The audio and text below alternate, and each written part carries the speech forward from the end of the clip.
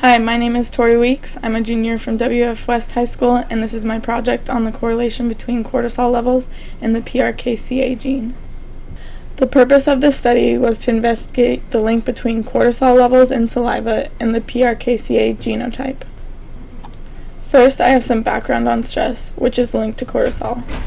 Stress is meant to be helpful to the human body. It can help protect us, keeping us alert and focused. Stress can also help us rise to challenges that we are faced with throughout life, whether it is in work, school, or any other challenging situation. However, there is a certain point when stress becomes unhelpful to humans and starts to cause problems with memory, inability to concentrate, irritability, depression, and agitation. Stress can also cause aches and pains, diarrhea or constipation, nausea, rapid heartbeat, and frequent colds. Stress involves a complex pathway among neurons and somatic cells. When a stressful situation is presented, CPH, a short polypeptide, is transported to the anterior pituitary. Here it stimulates the secretion of corticotrophin, which in turn stimulates an increased production of cortisol, the main actor that impacts the stress response. Several homeostatic mechanisms are affected by it: metabolic, ion transport, immune response, and memory. Cortisol is a hormone which is synthesized from cholesterol by enzymes of the cytochrome P450 family in the zona fasciculate, which is in the middle area of the adrenal cortex. Cortisol is expressed at its highest levels in the morning and is mainly used to restore homeostasis following exposure to stress. The positive of cortisol is its ability to aid the human body in its fight or flight response. The negatives of elevated cortisol levels are its effect on weight and chronic disease risk.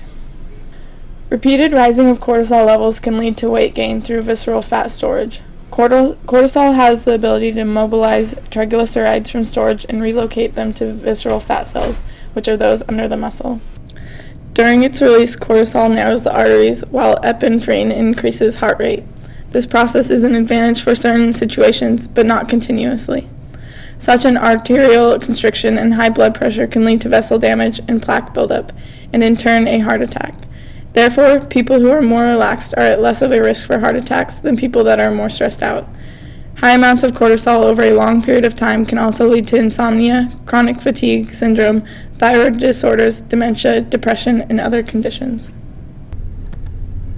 J.D. Bremner wrote a paper on a study of the relationship between cortisol and a stressful cognitive challenge in patients with PTSD related to childhood abuse. This study showed that certain patients showed higher cortisol levels than control patients. Those who had abuse-related PTSD had 61% higher group mean cortisol levels in the time period leading up to the cognitive challenge and 46% higher cortisol levels during the time period of the cognitive challenge compared to the controls. This evidence shows that cortisol levels are generally higher for those more susceptible to stress.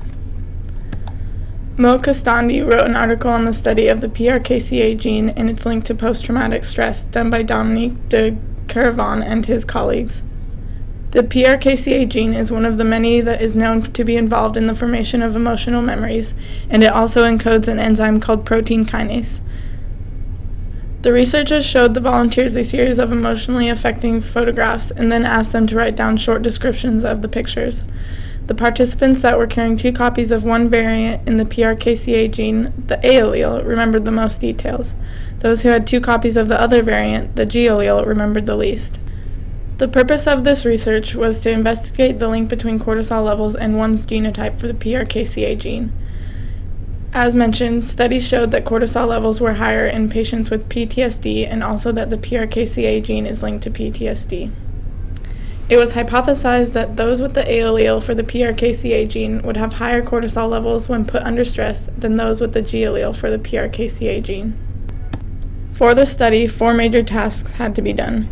A study group of 44 people was established. Then, figuring out their genotypes through real-time PCR was done. After that, splitting the group and putting them through the stress test, and then testing the cortisol levels and analyzing them. Obtaining the test subjects' genotypes was done through the real-time PCR process. Real-time PCR collects data throughout the PCR process instead of at the end of PCR. Once this was done and their genotypes were established, they were separated into 2 groups based on whether or not their genotype showed the presence of even a single allele. Those having either an AA or an AG genotype were placed in the same group. Those having a GG genotype were placed in a second group. Both groups' cortisol levels were tested by being put under a stressful situation involving the showing of the beginning part of Saving Private Ryan, where soldiers are storming Normandy Beach and graphic images are shown. The video segment was used to induce stress in the test subjects. The salivary cortisol test used to test the subject's cortisol levels was the Eagle Biosciences Salivary Cortisol ELISA assay kit, which is designed and validated for the quantitative measurement of salivary cortisol by ELISA. These results were then analyzed and compared to the genotypes of each subject. Results are in the process of being obtained and analyzed so that I can make a conclusion. I would like to make the following acknowledgments. Henry Weeks, my dad and teacher, for helping me with advice and finding a cortisol test that would work for our lab and just general help. I would also like to thank Nancy Hutchison for finding a lab with a plate reader that I could use. I would like to thank Wendy Neal for helping me and coming in after school to help me with my project. I'd also like to thank my test subjects for letting me use them for my project. And lastly, I would like to thank Kelly Giffey for giving me advice and helping me with my paper. Thank you for watching.